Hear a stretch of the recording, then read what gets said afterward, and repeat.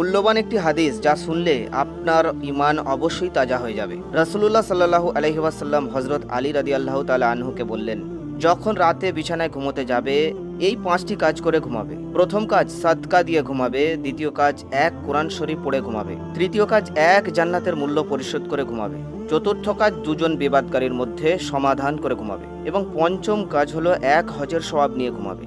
তখন হযরত আলী রাদিয়াল্লাহু তাআলা আনহু বললেন, এত কাজ একসাথে কিভাবে সম্ভব? তারপর রাসূলুল্লাহ সাল্লাল্লাহু আলাইহি ওয়াসাল্লাম বললেন যে 4 বার সূরা ফাতিহা পড়ে নেবে, তাতে সদকার সওয়াব পেয়ে যাবে। 3 বার সূরা ইখলাস পাঠ করবে, তাতে এক কোরআন শরীফ পড়ার সওয়াব পাবে। 10 বার দরুদ শরীফ পড়বে, তাতে জান্নাতের মূল্য পরিশোধ হয়ে যাবে।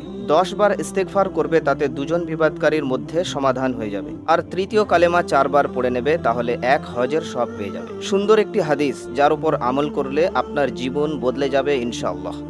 মূল্যবান একটি হাদিস যা শুনলে আপনার ঈমান